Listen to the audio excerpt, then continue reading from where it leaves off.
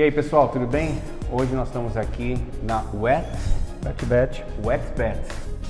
Vamos falar um pouquinho sobre torneiras, chuveiros, duchas e outras cositas más. Roda a vinheta.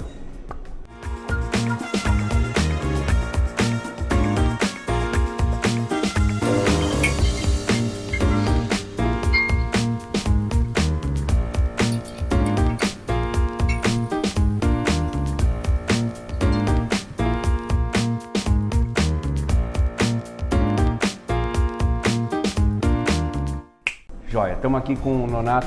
Tudo bom, Nonato? Tudo bem? Nonato é gerente aqui da Wet e a gente queria falar um pouquinho para vocês sobre torneiras, funcionalidade das torneiras, falar um pouquinho sobre chuveiros, duchas e eu acho legal falar com um especialista para dar algumas dicas que às vezes a gente erra lá na compra, né? E às vezes a gente escolhe por design só e não vê a funcionalidade, né? Exato. Então a gente está numa bancada aqui, gente, que tem algumas coisas diferentes, né? A gente tem aqui torneiras, que pode ser uma torneira comum de cozinha, pode ser uma torneira monocomando, que sai água quente e fria.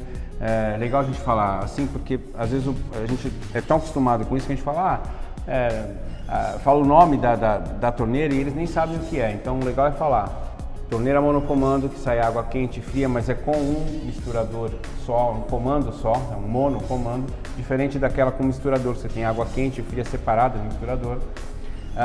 Tem torneira com purificador, que é uma outra situação, que aí já sai uma água purificada, e a torneira normal e o filtro, ou o purificador do ladinho aqui. Tem algumas com a funcionalidade de você poder puxar e lavar onde você quer, né? Uma torneira mais gourmet. E a produção vai mostrar aí algumas opções que você tem cabos flexíveis aqui para você poder lavar quando você tem uma cuba dupla e tal.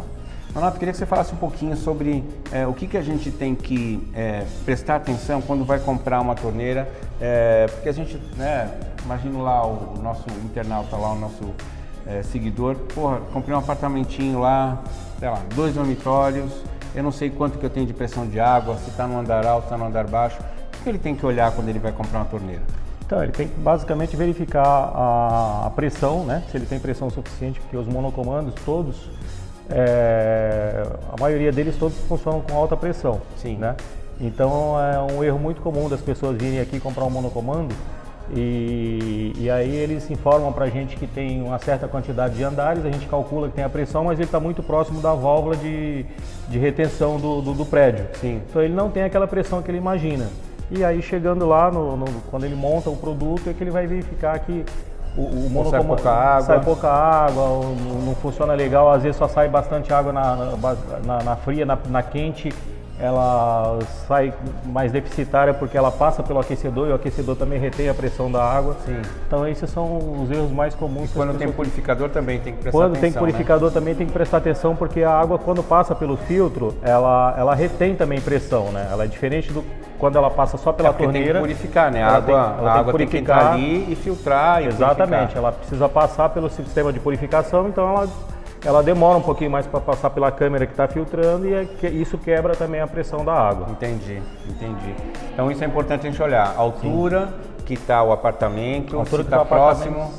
Se está próximo da válvula de retenção do prédio. Entendi. E se ele tem pressão suficiente, se a água se é só água fria, né? Se é água fria, normalmente ele não tem nenhuma coisa que está estrangulando a pressão, mas se está passando por um aquecedor, sim, o aquecedor também é um fator que retém a pressão da água, porque a água precisa passar pela câmera de aquecimento e sair quente, isso retém também a pressão da água. Agora, se ele, por exemplo, eu quero essa torneira e realmente a pressão da água não é muito legal, ó, tem alguma coisa que ele pode fazer? Aí ele pode pressurizar. Aí ele coloca um pressurizadorzinho. Coloca um pressurizadorzinho pequeno lá no ponto, que eles chamam de pressurizador uniponto. Sim. Coloca embaixo da pia ou lá na saída do... aí ele escolhe. Então, assim, o ideal é ele ter um técnico hidráulico lá que vai verificar qual é o melhor ponto que ele pode pressurizar, que ele pode colocar para que tenha a pressão da água nos pontos que ele precisa. Tá?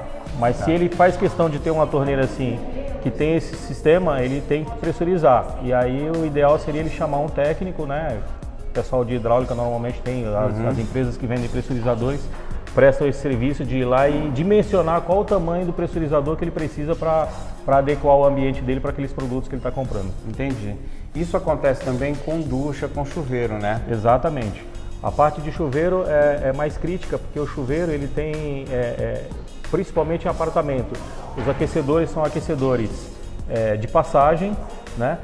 Que tem o limite de litragem por minuto. Sim. Então, às vezes você recebe um apartamento que já tem um aquecedor lá dimensionado de 15 litros, por exemplo. E na hora de comprar a ducha, às vezes ele gosta de uma ducha um pouco maior, que tem uma vazão maior. Então isso não dá certo, porque o que vai acontecer? A ducha sozinha vai ultrapassar a capacidade do aquecedor. Uhum. Então isso é muito importante na hora que você estiver comprando um chuveiro, saber a capacidade do teu aquecedor. Se você quer uma ducha um pouco maior, provavelmente você vai ter que também colocar um aquecedor um pouco maior, que te dá mais litros por minuto, até porque tem gente que, sei lá, no final do dia chega 2, 3 pessoas do trabalho e todo mundo quer tomar banho ao mesmo tempo. Um vai no chuveiro, outro vai no... Ou de manhã, né? Ou de manhã, na hora de sair. É. Então você tem 2, 3 pontos simultâneos funcionando ao mesmo tempo. Então você tem que aumentar a capacidade do teu aquecedor, senão não vai atender. Algumas duchas do mercado não vai atender, ou então você vai ter que trabalhar com aquelas duchinhas de 8 litros, pequena, que te dá aquele jatinho concentrado. Gente, é bom a gente focar um pouco nisso, porque assim, quando você compra o aquecedor, tá lá, né? Geralmente você compra um aquecedor de 20 e poucos litros e isso atende bem um apartamento com 2 chuveiros e tal. Sim, mas é o chuveiro padrão, é a duchinha, aquela que não tem muita litragem, porque você tem que imaginar que aquele aquecedor de passagem, ele tem uma quantidade de litros, né? E ali que vai estrangular se você ligar 2 chuveiros ao mesmo tempo, ou 2 torneiras, ou uma torneira de chuveiro. Então é isso que tem que olhar. Então não é, às vezes a gente vai pelo preço, mas aí a gente compra um aquecedor com X litros e depois quer uma ducha, e aí você fica limitado em função do aquecedor que você tem. Mas a ducha não é boa, não é isso. É que a gente precisa tomar esse cuidado e também da pressão da água, né? E também da pressão da água. Também da pressão da água, porque os chuveiros também, eles, dependendo da pressão, você tem mais vazão ou menos vazão. Então você também tem que se atentar a essa coisa da pressão da água também. Sim, isso é importante. Legal, Nonato. Bom, pessoal, a gente falou um pouquinho aqui sobre torneira, uma coisa bem ampassã mesmo, sobre torneiras, duchas, e a importância de você olhar essas questões na hora de comprar a torneira ou a ducha certa para o seu projeto, tá? A gente pode, mais pra frente, falar um pouco mais de detalhes sobre essas questões de torneira gourmet, torneira com filtro, aqui tudo funcional, bem legal. E a gente pode testar essa questão, você vê. Obviamente que numa loja tem pressurizador, porque tem muitos bicos de água saindo, então tem que fazer aquilo funcionar. Então tem uma central para pressurizar tudo, mas isso é legal para você sentir que funciona e que o chuveiro, ou a ducha, ou a torneira tem vazão e fica legal quando você instala, ok? Gente, mais uma vez, obrigado. Estamos aí com o programa falando um pouquinho sobre isso tudo, sempre trazendo novidades para vocês. Gente, obrigado. Nonato, obrigado. Obrigado, Ricardo. E a gente vai falando. Parceria. Um abraço. Tchau.